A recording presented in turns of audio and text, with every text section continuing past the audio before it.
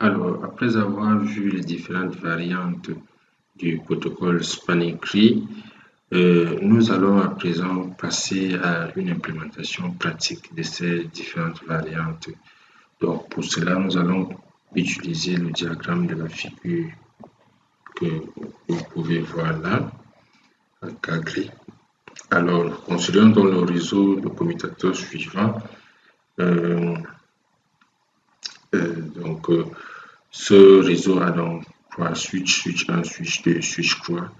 Donc, comme première requête, comme première contrainte, nous devons configurer les interfaces E2.0 jusqu'à E2.3 des switches comme étant des ports de jonction. Donc, tous ces ports-ci sont des ports seront configurés comme ports de jonction. Voilà. Et puis par la suite, nous allons configurer le protocole VTP et définir, nous allons configurer le switch 3 comme le serveur VTP et définir donc les VLAN 10, 20, 30, 40 et 50. Et puis nous allons définir les switches 1 et 2 comme des switches clients VTP pour pouvoir donc permettre la dispersion ou alors la propagation, la configuration automatique de ces VLAN dans les différents clients. Donc, passons donc à l'implémentation. Donc, tout d'abord, il est question de configurer les interfaces de jonction comme ceci, donc sur nos différents switches. Donc, nous allons juste copier ces commandes et puis les exécuter tour à tour sur nos différents switches. Donc là, le switch 1, colon, donc là, nous enregistrons. Ensuite, le switch 2, le switch 2, ok. Ensuite, le switch 3.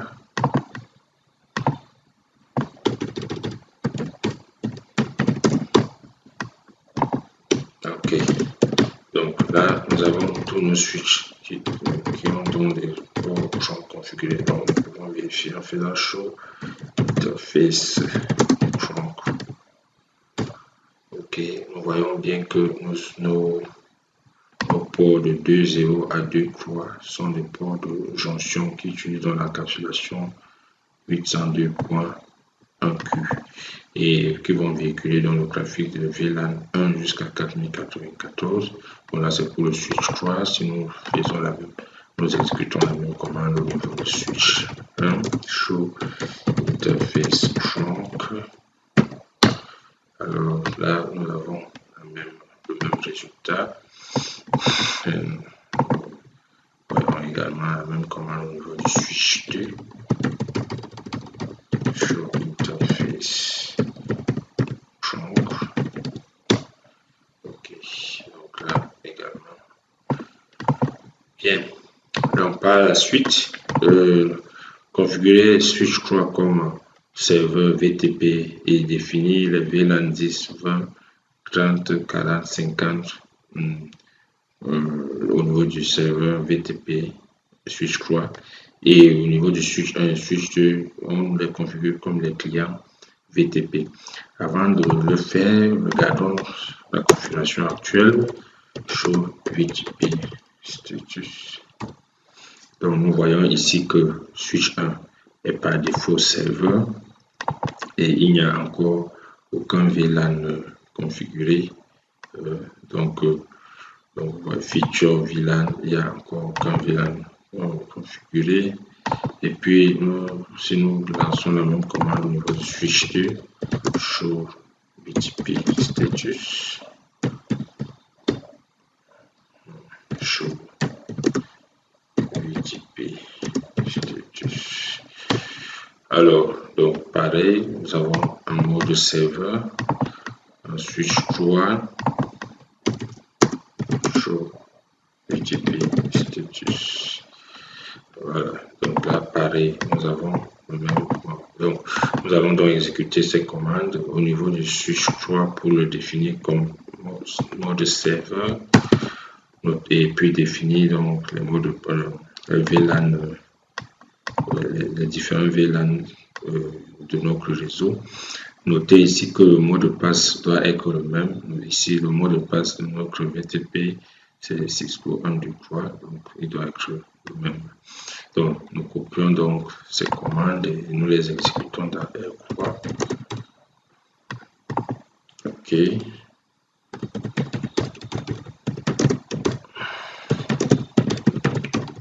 Voilà, donc si nous faisons encore show VTP status, donc notons que la version a changé. Nous avons la version 2.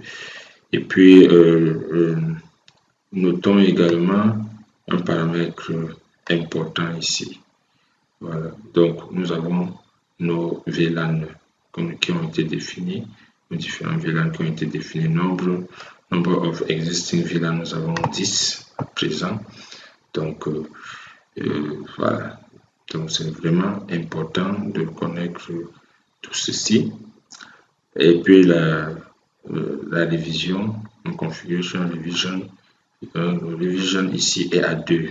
Nous notons ici, également au niveau du switch 1, que la configuration revision est à 0.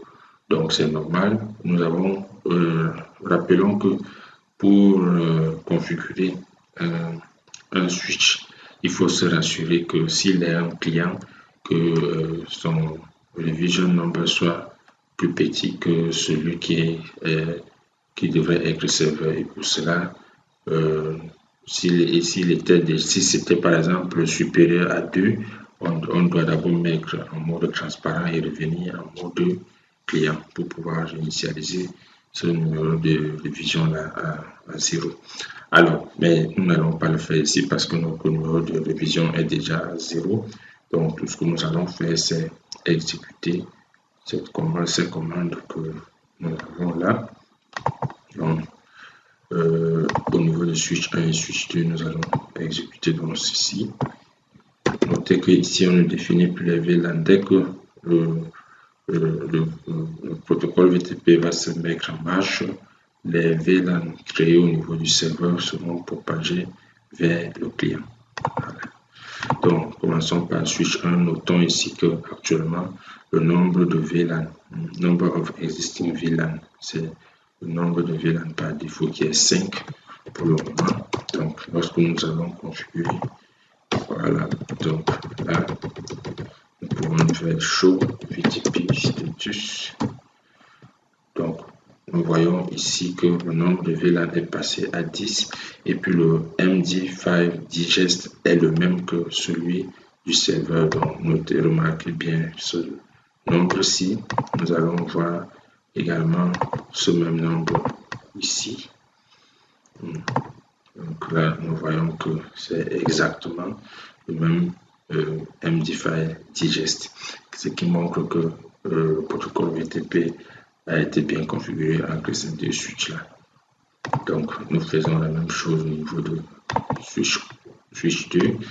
Donc là, les 5 VLAN de tout à l'heure qui ont été configurés dans le switch 3 ont été propagés au niveau du switch 1. Nous pouvons le vérifier en faisant show VLAN brief. Alors, voici nos VLAN qui ont été créés, VLAN 10, 20, 30, 40, 50. Bien. Donc, et puis, nous lançons les mêmes commandes au niveau du switch 2. Notons ici que pour le moment, comme on n'a pas encore configuré le VTP au niveau du switch 2, ce message digest type n'est pas encore le même que au niveau du serveur. Mais désormais, il sera le même. Donc, nous allons lancer, nous copions encore ces commandes et nous revenons à switch 2. Donc, en exécutant show VTP status. Voilà, là, nous avons déjà ce même nombre. Et puis, le nombre de VLAN est passé à 10. Donc, le VTP marche bien.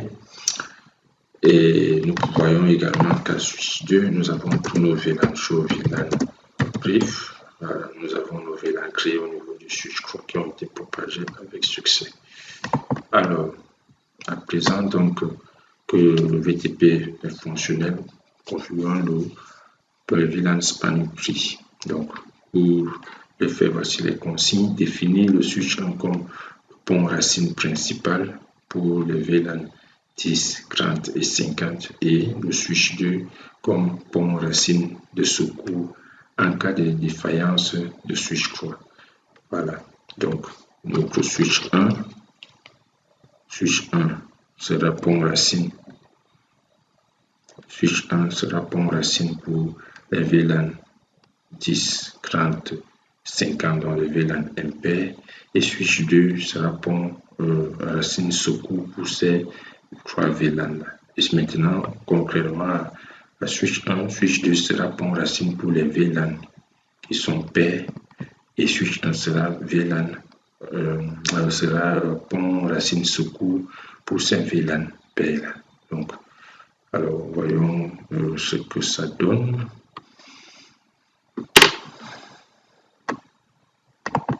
Alors, c'est dans la configuration afférente. Donc, spanning tree mode, VLAN spanning tree, puis spanning tree VLAN 10, 30, 50, la priorité on met à 0 pour le switch 1. Et puis, pour les VLAN 20 à 40, nous mettons la priorité à 4096 comme donc pour pouvoir donc permettre que switch 2 soit le switch secours pour ces VLAN. Notons ici que les priorités pour la sélection des ponts racines, donc ce que nous avons appelé le switch priority, sont des multiples de 4096. Donc, à part 0, le prochain multiple de 4096 et 4096. Donc, c'est cela. Nous copions et nous collons au niveau de switch 1. Ok, c'est fait. Et puis, nous faisons pareil au niveau de switch 2. Switch 2. Nous copions la configuration pour switch 2. Switch 2. Bon, notons qu'ici, à l'inverse, switch 2 va servir de pont racine pour le VLAN impair et un pont racine secours pour le VLAN impair et pont racine principal pour les VLAN pair. Donc, c'est ce que nous allons implémenter à switch 2. Nous collons.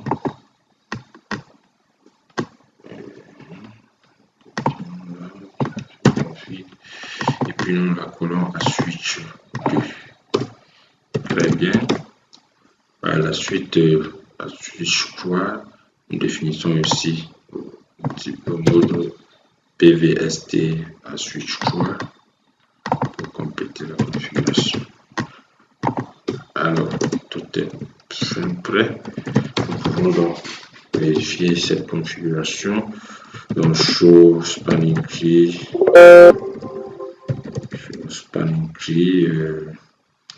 VLAN 10. Voilà. Donc, nous voyons très bien que pour le switch 3, le port, donc tous les ports seront à l'état bloqué, sauf le port, le root port, dans le port qui va vers switch 1, qui est donc le port, qui est dans le pont racine. Donc, switch 1 a été choisi comme pont racine à travers les priorités que nous avons définies. Donc, switch 3 va définir donc tous les autres ports là comme ports alternatifs bloqués. Voilà. Et puis, pareil, si nous regardons au niveau de switch 3, toujours, là, prenons VLAN pair maintenant, on verra que c'est plutôt switch 2 maintenant. Voilà, donc,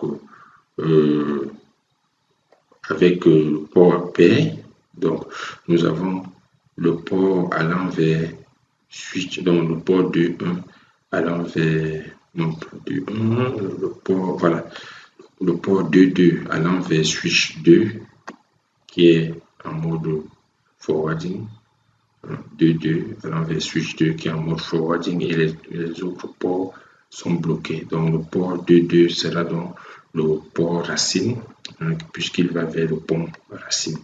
Voilà, et si nous regardons au niveau de switch 1, show spanning tree VLAN 10, nous voyons très bien que puisqu'il est le pont racine, voilà, puisqu'il est le pont racine, switch 1 est le pont racine pour le VLAN 10. Donc c'est pour cette raison que tous ces ports sont donc en mode désigné. Tous ces ports sont en mode désigné. Comme vous pouvez le voir là, les ports du switch 1 sont en mode désigné. Et si nous faisons la même chose au niveau de switch 1 mais avec le VLAN 20, voilà, donc là nous avons puisque le pont racine, là le pont racine c'est le pont racine, voyons sur la figure, voilà le pont racine c'est pour le VLAN 20, le pont racine c'est switch 2, donc ça voudrait dire donc que le port racine ici switch 1 va choisir le port 2, bon, ici il a choisi quel port, voyons. Alors, il a choisi comme port racine le port 2.0. Voilà, port 2.0 qui va vers switch 2, voilà, qui sera dans le port racine. Et puis, les autres ports qui vont vers switch 3 sont dans les ports désignés. Donc, comme nous pouvons le voir là, le port désigné. Et le port 2.1 qui va toujours vers switch 2, lui, il sera donc bloqué. Il sera bloqué pour le trafic. Voilà. Donc, voilà en ce qui concerne donc, le spanning tree au niveau de nos switches. Donc, faisons la même vérification au niveau de switch 2. On show VLAN, le show spanning tree VLAN. On commence par le VLAN impair. Donc là, nous voyons très bien que le port 2.0 allant vers switch 1 est le port racine parce que switch 1 est le pont racine pour les VLAN impair. Et puis le deuxième port connecté toujours à switch 1 est en mode bloqué, donc bloqué pour la circulation du trafic. Et puis les deux autres ports connectés à switch 3 sont les ports désignés parce que switch 3 va pouvoir donc se connecter là-dessus probablement pour pouvoir choisir le chemin. Alors, donc là, c'est donc ce qui est pour le PVST, VLAN Spanning Tree. Alors, nous allons donc également implémenter le VLAN Spanning Tree Plus qui consiste à accélérer le passage, voilà, le passage des ports d'accès du mode de blocage au mode de transfert ou de transmission de l'information directement. Donc cela se fait tout simplement en configurant les ports d'accès, tous les ports d'accès en mode, en fait, en configurant cette commande pour tous les ports d'accès. Donc, spanning tree port fast edge default, ça veut dire tous les ports d'accès, on les met donc en mode de transfert direct de données. Donc, c'est ce que nous allons implémenter au niveau de tous nos switches pour pouvoir le faire. Donc, configurons. Voilà, c'est bon.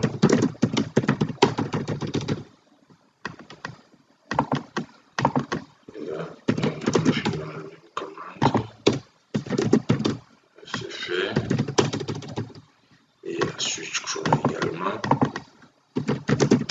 Voilà. Voilà.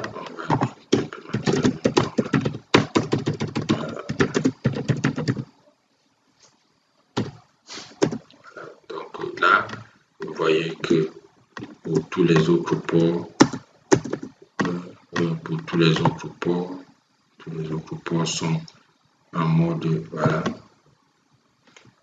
Donc tous les autres ports, les ports Edge, vous voyez, sont en Search Edge direct. Donc, ils vont directement en mode transfert pour tous les autres ports. Ok, donc là, c'est donc pour le VLAN Spanning Tree Plus. Ensuite, configurons donc le Rapid Spanning Tree, la Rapid VLAN Spanning Tree, qui est donc une fonctionnalité qui va permettre de pouvoir configurer directement donc cette fonctionnalité sans toutefois configurer encore le Spanning Tree Broadcast comme tout à l'heure. Donc, en configurant le Rapid Spanning Tree, qui est la version standardisée de ce VLAN Spanning Tree Plus de Cisco, nous allons toujours avoir cette même fonctionnalité. Donc, pour ce faire, nous allons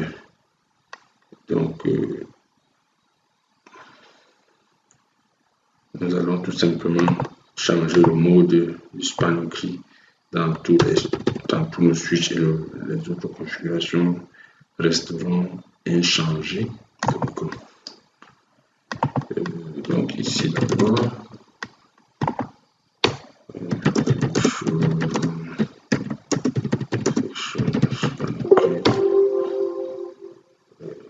voilà, donc nous voyons que le mode a changé.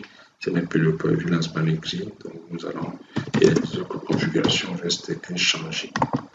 Donc nous faisons pareil au niveau du switch 2. Bien, au niveau du switch 3.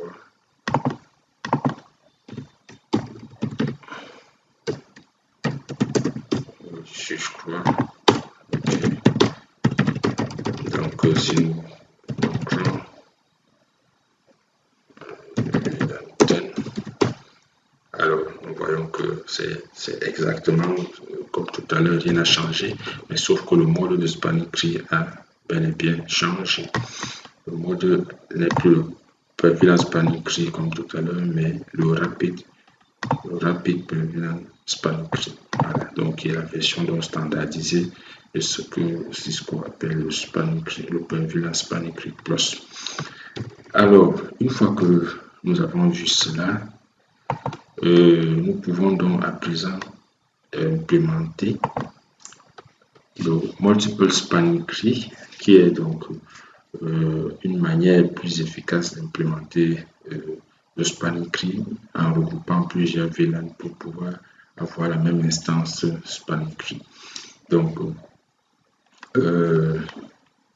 nous allons donc juste comme tout à l'heure, nous allons modifier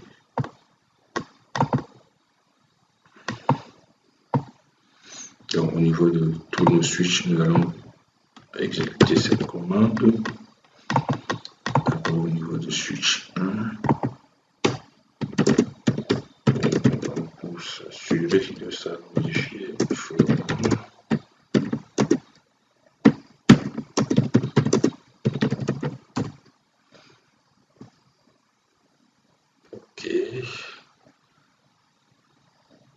donc là, nous allons également retirer cette commande.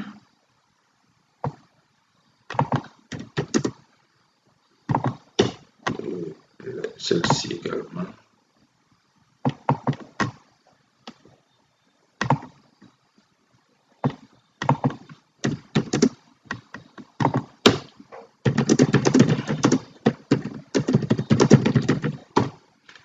Voilà, là c'est bon. C'est parfait. Donc là c'est pour switch 1. Nous allons faire pareil au niveau de switch 2. Au niveau de switch 2, nous allons tout d'abord afficher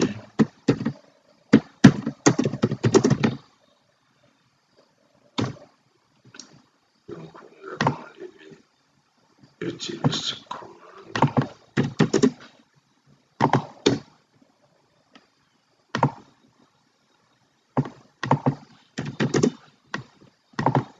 Et puis exécuter celle-ci au niveau de switch 2.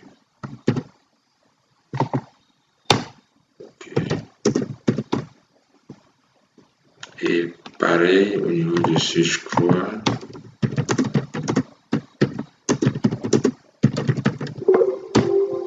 Ok, donc là, nous allons tout simplement exécuter.